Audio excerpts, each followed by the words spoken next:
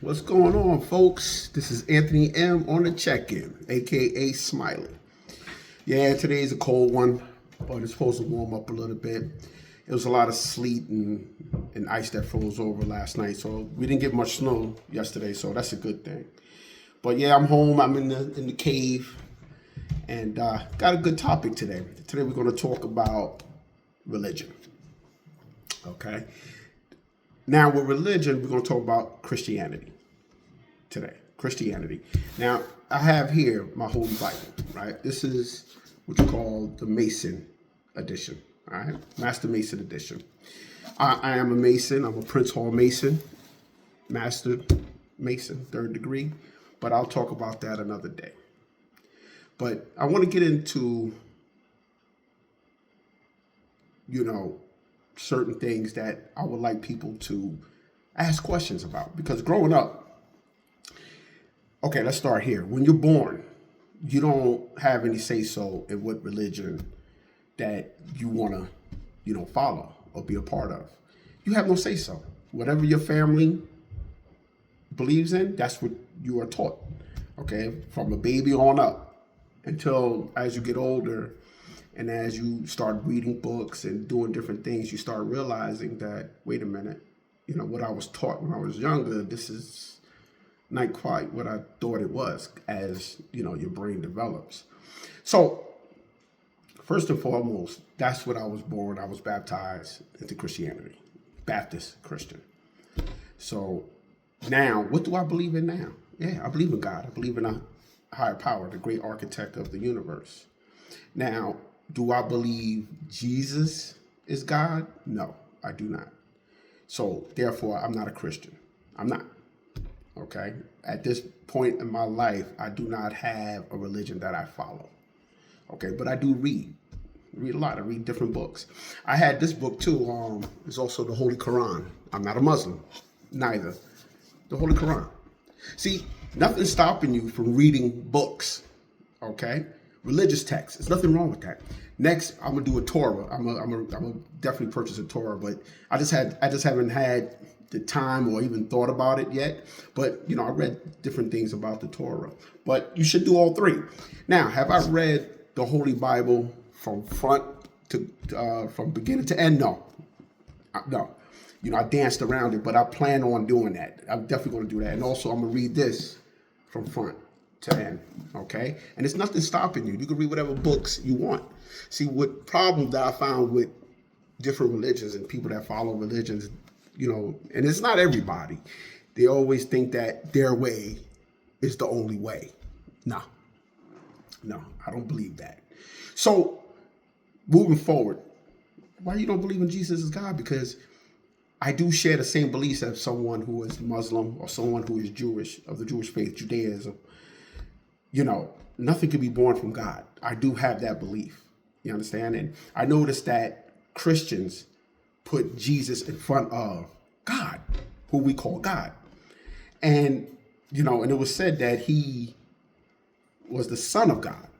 But there's a lot of contradictions with the Bible. Is it safe to say that?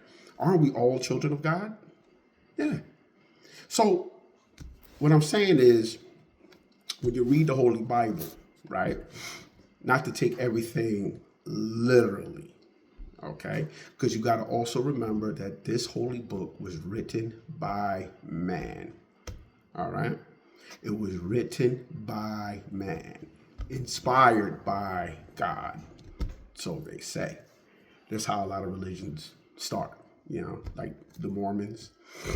I could go into that, but I'm not going to go off the reservation here. We're focusing on the Holy Bible. So, those of you who follow Christianity, there's nothing wrong with that. Nothing wrong with that at all. Religion helps a lot of people. Religion keeps people off of drugs. It rehabilitates people. They have some kind of spirituality, something to believe in, and they become better people. And there's nothing wrong with that. And I'm not here to persuade you any which way. This is just my beliefs. This is what I'm bringing to the table. I just want you out there who watching this video is to ask some questions. Because when you're young and you're going through religion, especially if you go through a religious family. My family's not religious. I have religious people in my family, but my immediate family is not really religious at all. But I remember having an aunt, not having an aunt, excuse me, she's still alive, but I haven't spoken to her in a while. But, as a kid, I used to see her, she used to pray on everything, pray on a candy bar, pray at every meal. And there's nothing wrong with that. But I was like, man, just eat the Snickers. Why are you praying on a donut? You know what I'm saying? But she was super duper religious. Okay. Some people just gravitate towards that. And there's nothing wrong with that. She was you talking about, man, she was a superhero of Christianity. Okay. That's how religious she is. She still is that today. She still is that same person today whenever I get a chance to, when we see her. And there's nothing wrong with that. That made her a better person. You understand? That made her a better person. She's not out to hurt anybody. And a person who is Christian, especially nowadays, a lot of them are not out to hurt anybody. But keep it serious. When it comes to history, religion was the start of a lot of wars. Religion was part of colonization, and a lot of people were forced into religion, especially in Europe, how the Knights Templar, they went to different places and made people Christians, either get down or lay down, period. Same thing with all religions did that, Catholicism, Christianity, Islam, those are the three major religions. There's other religions out there, Hinduism, all this other stuff, Buddhist, all that good stuff. But, with Christianity, people were forced to follow that religion. It's the 3 M's that we like to call it. It's missionaries. Whenever someone wanted to conquer someone else's land for whatever, because of the resources, the first thing is the missionaries, then comes the mercenaries, and then comes the merchants. All right. But ask yourself these questions. What is religion? What is religion? Religion is also a cult. People that follow a deity. Now, I know cult sounds bad. It sounds, like when people think of cult, they think of things like, what's his name? Jim Jones, things like that, or something evil. But cult followings and things like that is when people come together for an idea. Okay, that's what it is, an idea. Or they come and they follow or they worship a god, whether it be 1 or 2 or 3, whatever gods. Okay, so what is religion? Ask yourself that question. What is religion? Second question, who wrote the Bible? Who wrote it? There are what we call 66 books, but it's actually more. Some of the books were left out of the Bible by the Roman Catholic Church. Okay. Now, the Roman Catholic Church got Christianity from the Greeks. Okay. All right. Because where did Christianity start? Okay. Where did it start? It started what we call now the Middle East, or in that region. That's where it started. It was supposed to be a section of Judaism. That's what it was. And the people who, and the Holy Bible, where it's translated, you got to remember, is it safe to say that the Bible was translated and there's some mistranslations in the Bible? Yes. Were things taken out and left out of the Bible? Yes. Were things added to the Bible? Yes. Yes. So that's what I say. Don't take it 100% literally. Read it and understand it and take your time. Another question. Yeah. So actually, try to find out who wrote the Bible. Who wrote it? There's 66 books. There's an author in each one. There's a person who wrote it. Who put the Bible together? Who made it in this sequence? Genesis, and so forth and so forth. Then you got the Old Testament, the New Testament.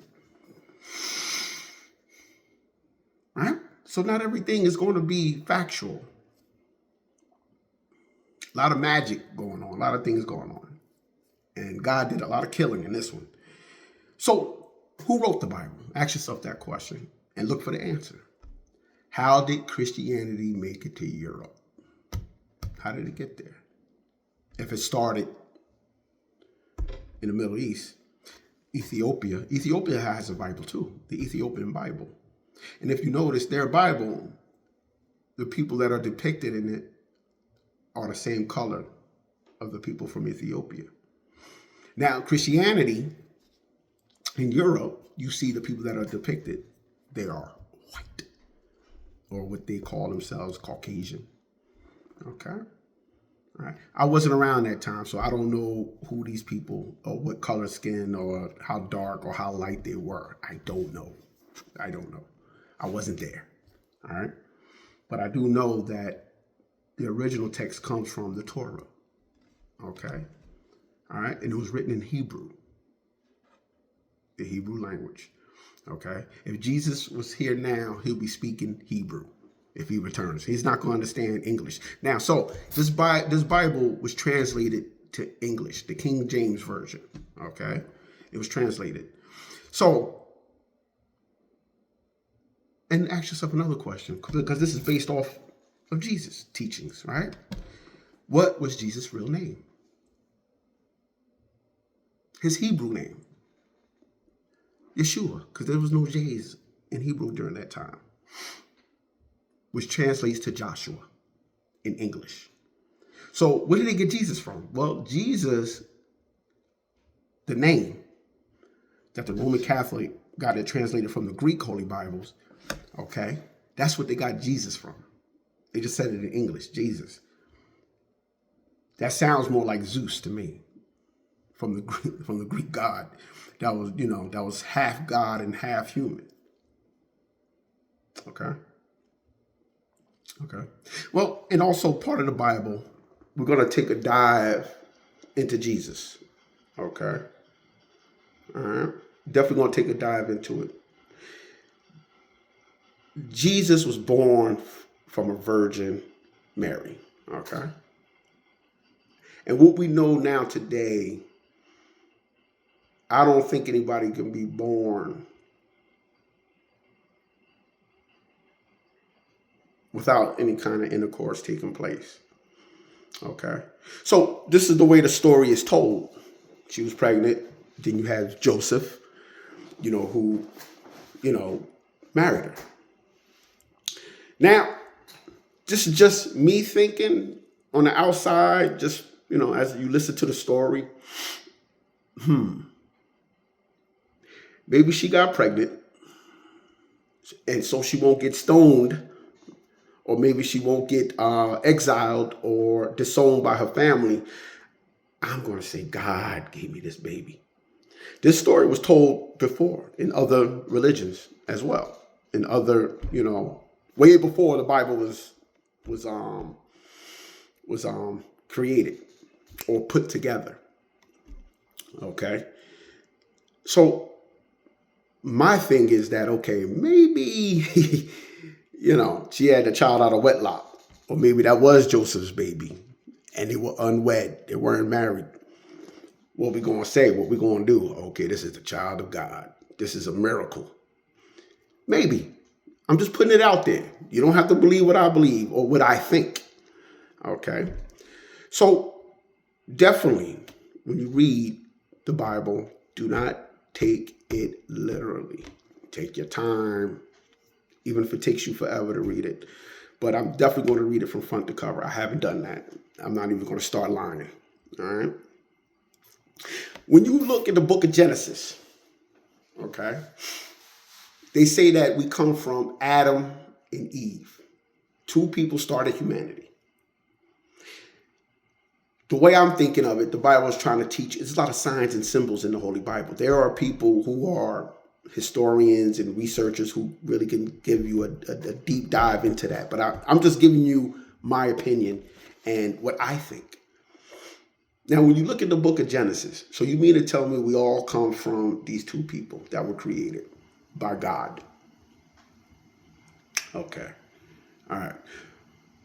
Now, as you read it, they have children, right? They have two boys,